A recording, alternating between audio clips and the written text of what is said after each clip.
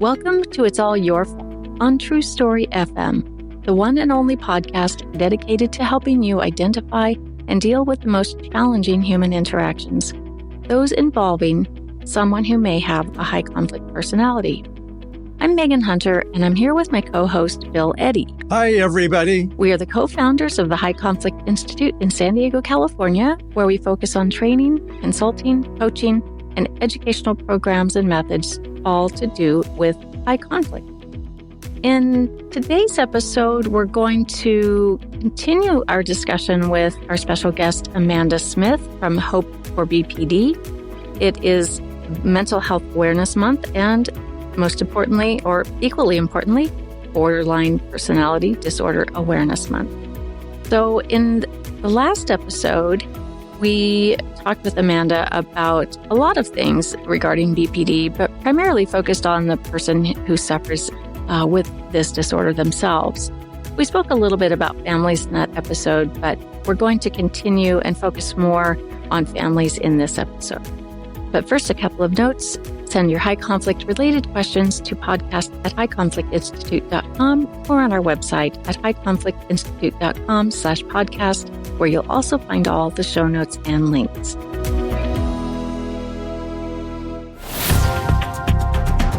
All right, we're back with Amanda Smith. We're going to keep talking about BPD. We're going to switch our focus now a little bit to the family members of those with BPD and how important it is for families to develop an understanding, which takes time. They've probably had the experience of maybe some not so happy times with this person and just not understanding. So I think the understanding comes over quite a long period of time, and then learning how to do things differently and sometimes in a completely opposite manner of how we're used to interacting with others. Now, you've written the wonderful wellness planner for families, BPD wellness planner for families, and I know it was important for you to write that so families have some support and information at the same time. So you want to tell us a little bit more about that? I think that family support and education is crucial to the long-term success of individuals with a diagnosis of BPD. So I see a pretty big difference when I think about all of my clients who have a lot of family support, families are educated, families who have realistic expectations, family members who are, again, recognizing that they're doing the best that they can, and so is the person in treatment. When people have that family support, when they've got someone on their side, I think it makes a huge difference. I think it's harder for my clients when they have burned a lot of bridges or relationships have just become really difficult or really painful, and there aren't people around to learn how to validate or help that person. I think recovery becomes a lot more challenging for those individuals. So I'm in favor of family support, family education, families getting the tools that they need in order to make a difference.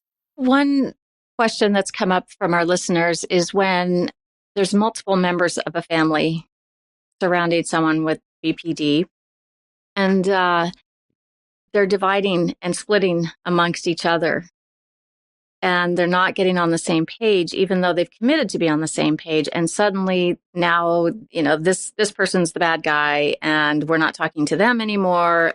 Do you see that a lot? And if so, how can families avoid that?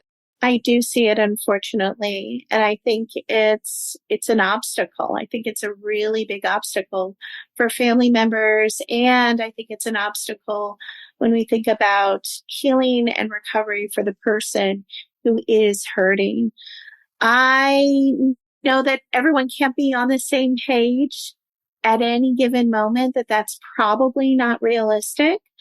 But if family members can begin to have a conversation where they can find common ground and at least come up with a way to solve problems and support the individual, of course, misunderstandings or disagreements are going to come up. But if we can find a way to at least eliminate some of those misunderstandings or disagreements, I think that makes a really big difference for people.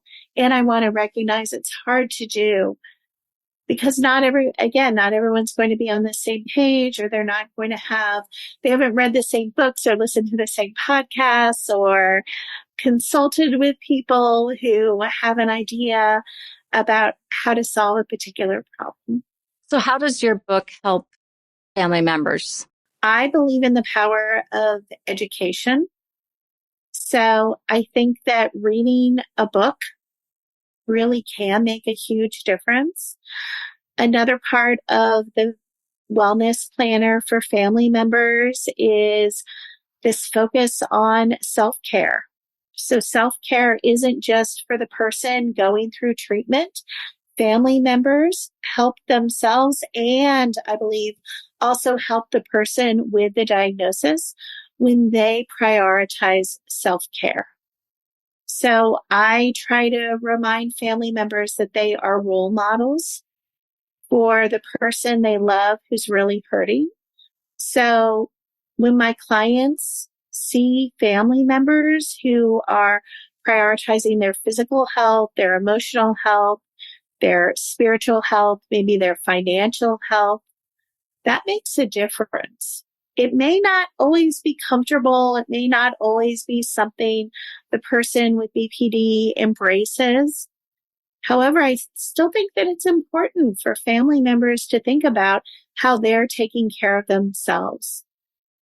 Living with someone, being in a relationship with someone with BPD is stressful.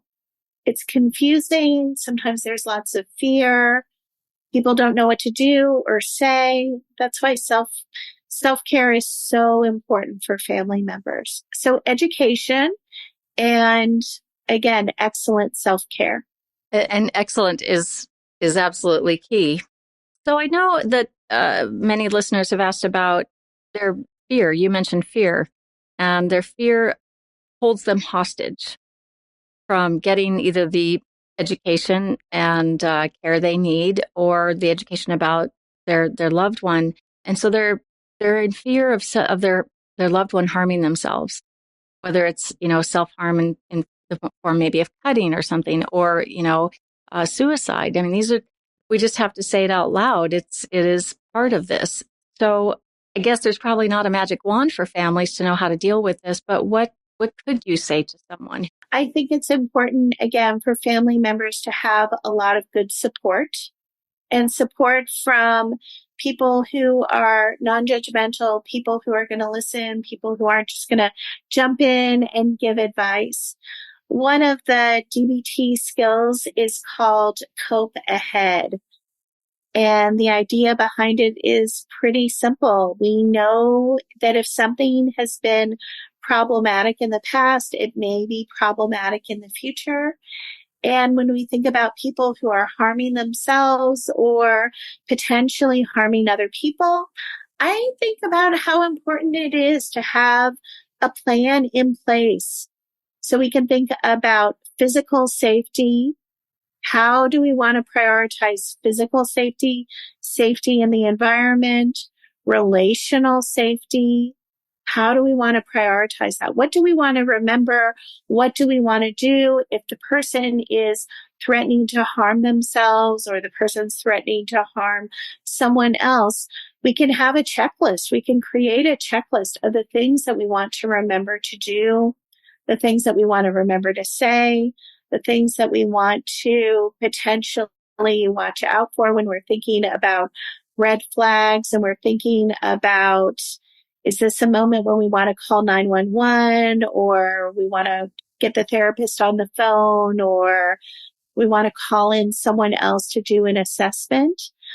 I think that having those plans and being ready, even if we never use those plans, is really important for family members. And you're right, it's hard to know what to do or say in the moment, especially when emotions are running really high. But if we can have that blueprint ready, if we can have that checklist ready of the things that we want to remember to do when things are breaking down or when there's a crisis or there's a particular event, then that can be something that really helps, again, not only family members, but also the individual who's really suffering. Well, let's take a short break and we'll come right back.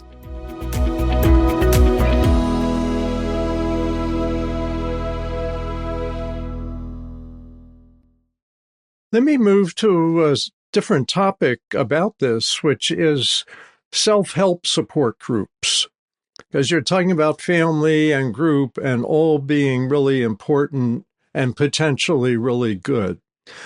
I read an article recently and it got me thinking that with the internet today and social media, that people with mental health diagnoses are finding each other and to some extent forming a group that sees the rest of the world as the enemy and us as the insiders and us as victims.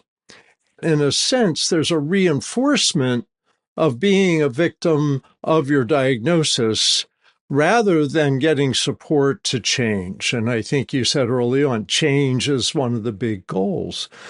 And I'm wondering your thoughts about that, if you hear about that, or if this is a big problem or a little problem or not really a problem. I definitely know that it exists. I think it is problematic. I think it's especially problematic when we think about TikTok and we think about this contagion that often happens with video.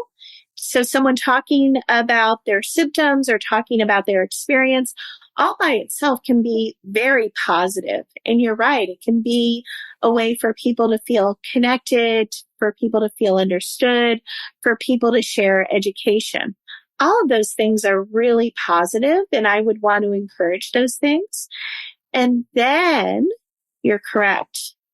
There are sometimes people reinforcing the very behaviors we want people to be thinking about, the things that we want people to change about themselves or in their relationships. And you're right, when we think about these online virtual relationships, some of those behaviors are actually being reinforced, or sometimes messages are being shared that, well, we really don't want people, especially vulnerable people who are already hurting, exposed to those messages.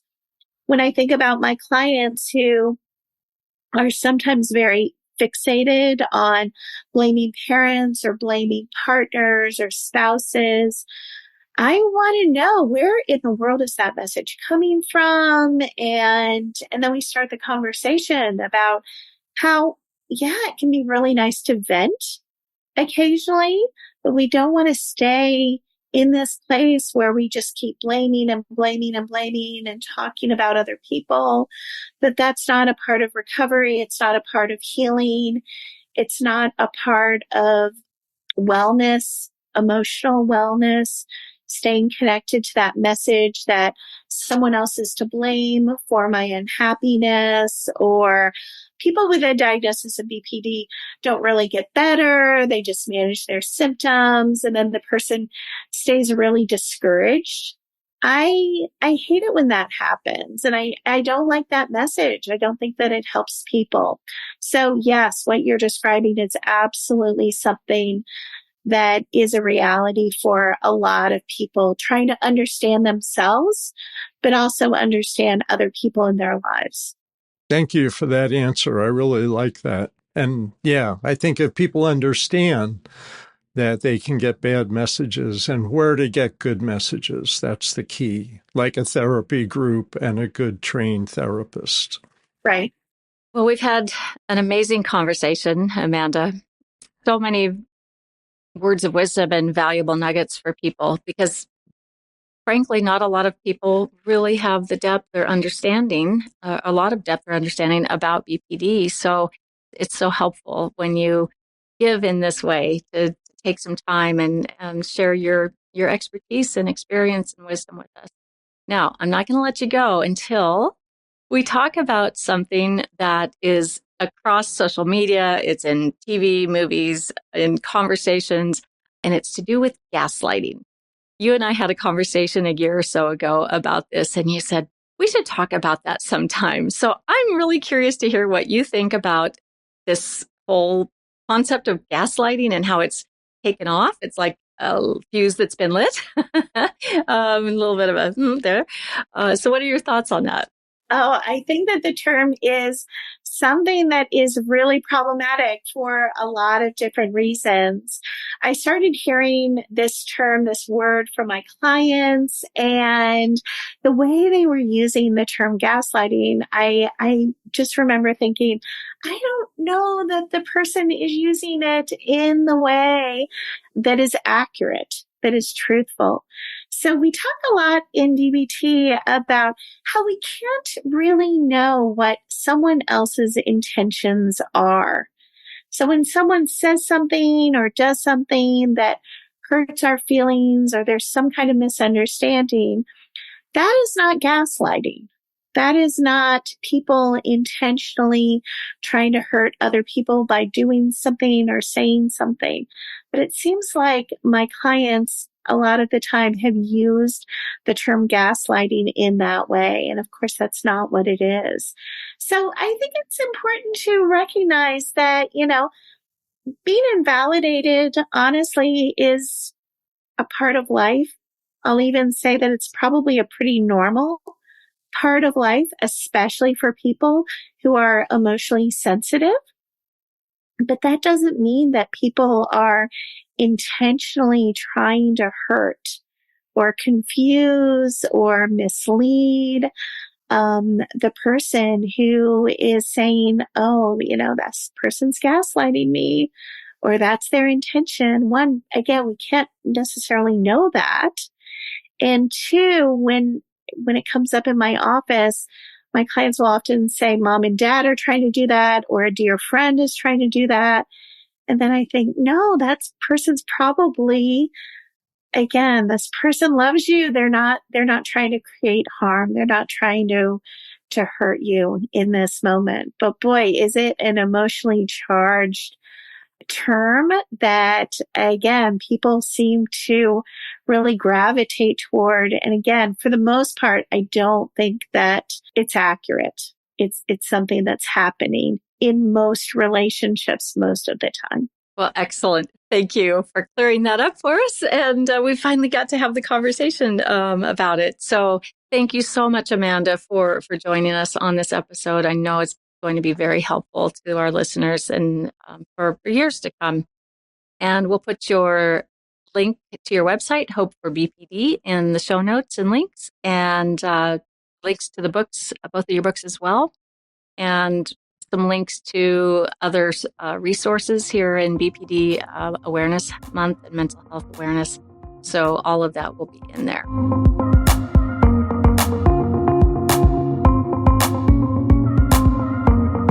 This is going to do it for our Bring It to Life series.